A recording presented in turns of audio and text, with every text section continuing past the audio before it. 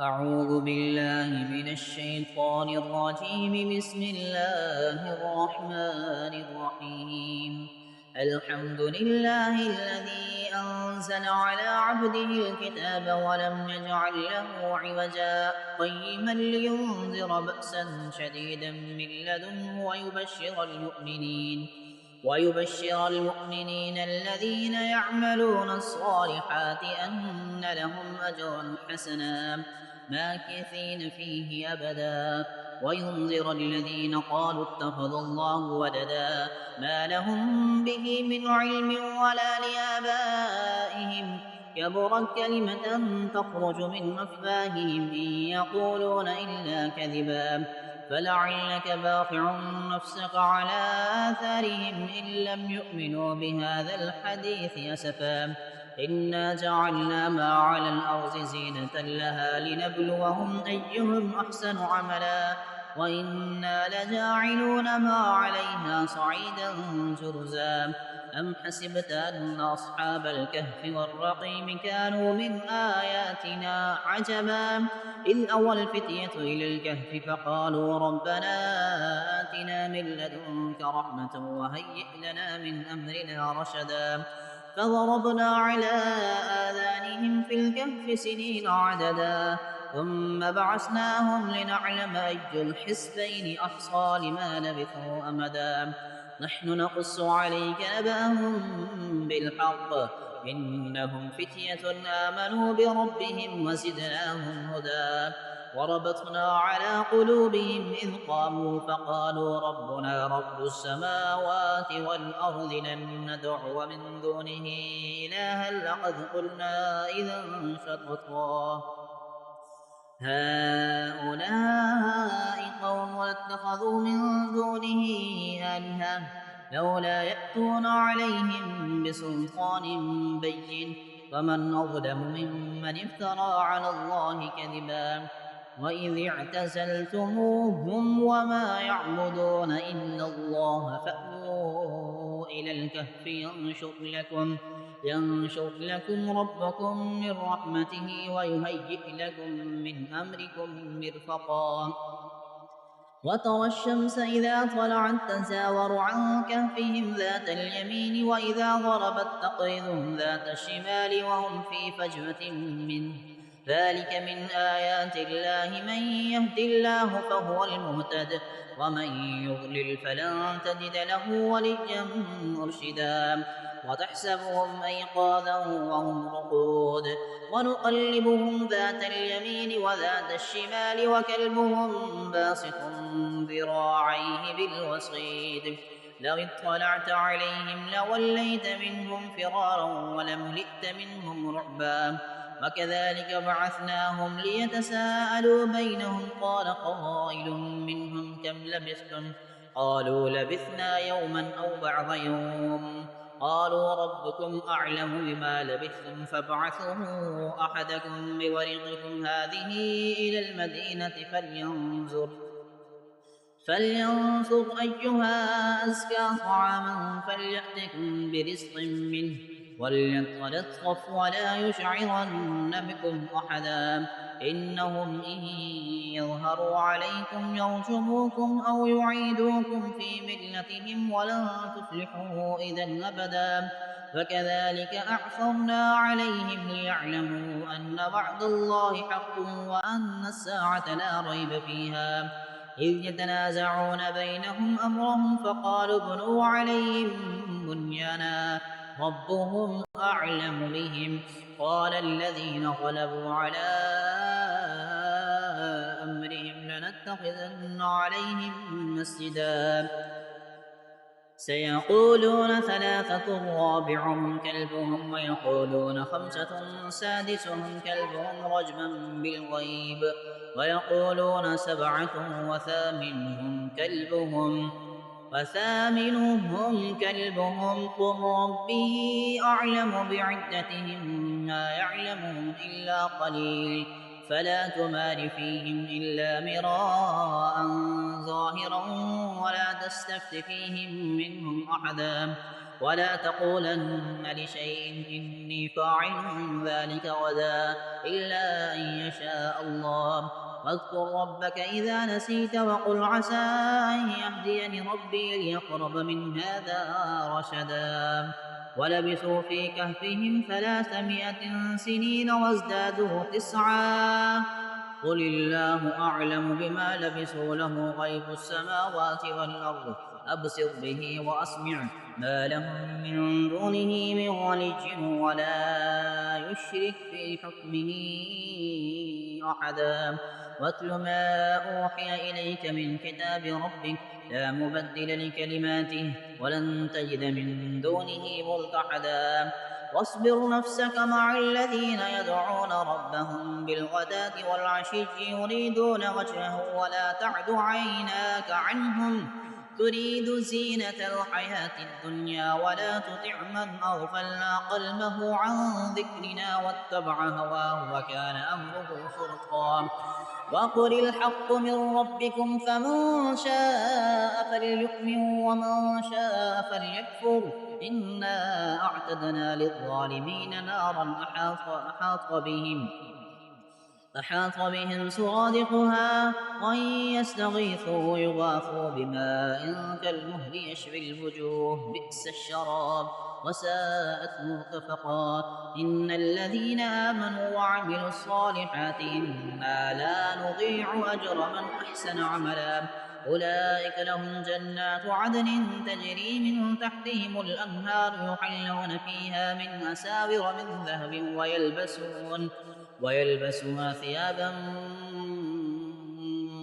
ويلبسون ثيابا خضرا من سندس واستبرق متكئين فيها على الأرائك نعم الثواب وحسنت مرتفقا.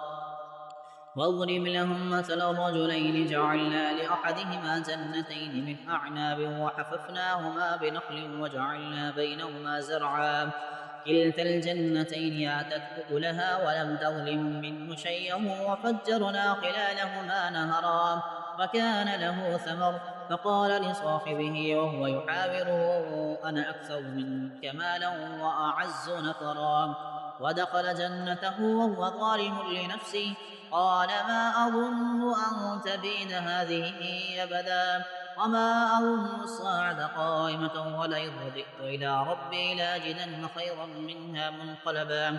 قال له صاحبه وهو يحاوره أكفرت بالذي خلقك من تراب ثم من نطفة ثم سواك رجلا لكنه الله ربي ولا أشرك بربي أحدا.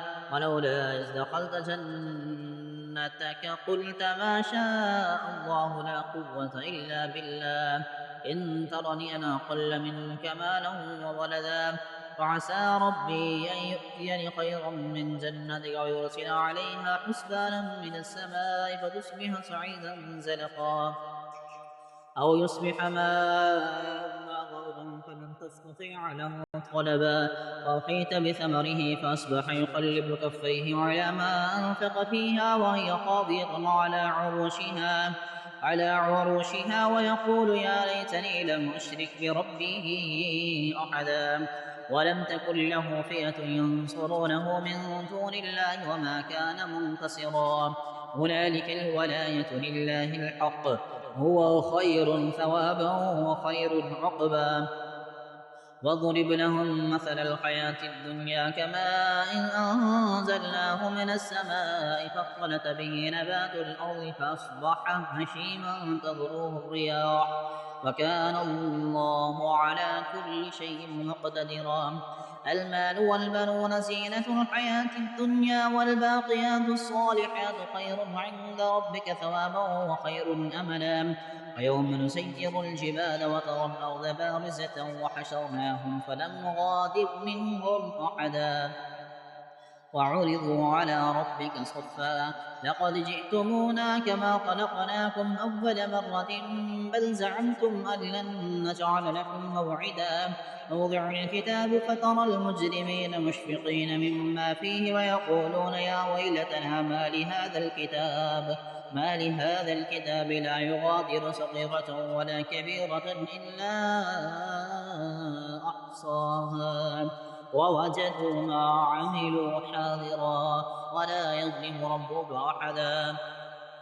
وإذ قلنا للملائكة اسجدوا لآدم فسجدوا إلا إبليس كان من الجن ففسق عن أمر ربه أفتتخذونه وذريته أولياء من دوني وهم لكم عدو بئس للظالمين بدلا. ما أشهدتهم خلق السماوات والأرض ولا خلق أنفسهم وما كنت متخذ المضلين عضدا. ويوم يقول نادوا شركائي الذين زعمتم فدعوهم فلم يستجيبوا لهم وجعلنا بينهم موبقا. ورأى المجرمون النار فظنوا أنهم مواقعوها ولم يجدوا عنها مصرفا. ولقد صرفنا في هذا القرآن للناس من كل مثل وكان الإنسان أكثر شيء جدلا. وما منع الناس أن يؤمنوا إذ جاءهم الهدى ويستغفروا ربهم إلا أن تأتيهم سنة الأولين أو يأتيهم العذاب قبلا. وما نرسل المرسلين إلا مبشرين ومنذرين ويجادل الذين كفروا بالباطل ليدحضوا به الحق واتخذوا آياتي وما أنذروا هزوا. ومن أظلم ممن ذكر بآيات ربه فأعرض عنها ونسي ما قدمت يداه إنا جعلنا على قلوبهم أكنة أن يفقهوه وفي آذانهم وقرا وإن تدعهم إلى الهدى فلن يهتدوا إذا أبدا. وربك الغفور ذو الرحمة لو يؤاخذهم بما كسبوا لعجل لهم العذاب بل لهم موعد لن يجدوا من دونه موئلا. وتلك القرى أهلكناهم لما ظلموا وجعلنا لمهلكهم موعدا. وإذ قال موسى لفتاه لا أبرح حتى أبلغ مجمع البحرين أو أمضي حقبا. فلما بلغا مجمع بينهما نسيا حوتهما فاتخذ سبيله في البحر سربا. فلما جاوزا قال لفتاه آتنا غداءنا لقد لقينا من سفرنا هذا نصبا. قال أرأيت إذ أوينا إلى الصخرة فإني نسيت الحوت وما أنسانيه إلا الشيطان أن أذكره واتخذ سبيله في البحر عجبا. قال ذلك ما كنا نبغ فارتدا على آثارهما قصصا. فوجدا عبدا من عبادنا آتيناه رحمة من عندنا وعلمناه من لدنا علما. قال له موسى هل أتبعك على أن تعلمني مما علمت رشدا. قال إنك لن تستطيع معي صبرا فكيف تصبر على ما لم تحط به خبرا. قال ستجدني إن شاء الله صابرا ولا أعصي لك أمرا. قال فإن اتبعتني فلا تسألني عن شيء حتى أحدث لك منه ذكرا. فانطلقا حتى إذا ركبا في السفينة خرقها. قال أخرقتها لتغرق أهلها لقد جئت شيئا إمرا. قال ألم أقل إنك لن تستطيع معي صبرا. قال لا تؤاخذني بما نسيت ولا ترهقني من عمري عسرا. فانطلقا حتى إذا لقيا غلاما فقتله. قال أقتلت نفسا زكية بغير نفس لقد جئت شيئا نكرا. قال ألم أقل لك إنك لن تستطيع معي صبرا. قال إن سألتك عن شيء بعدها فلا تصاحبني قد بلغت من لدني عذرا. فانطلقا حتى إذا أتيا أهل قرية استطعما أهلها فأبوا أن يضيفوهما فوجدا فيها جدارا يريد أن ينقض فأقامه. قال لو شئت لاتخذت عليه أجرا.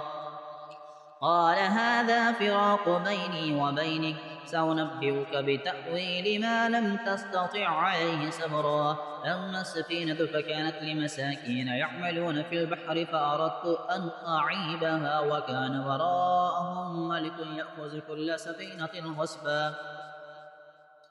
وأما الغلام فكان أبواه مؤمنين فخشينا أن يرهقهما طغيانا وكفرا فأردنا أن يبدلهما ربهما خيرا منه زكاة وأقرب رحما. وأما الجدار فكان لغلامين يتيمين في المدينة وكان تحته كنز لهما وكان أبوهما صالحا فأراد ربك أن يبلغا أشدهما ويستخرجا كنزهما رحمة من ربك وما فعلته عن أمري ذلك تأويل ما لم تسطع عليه صبرا.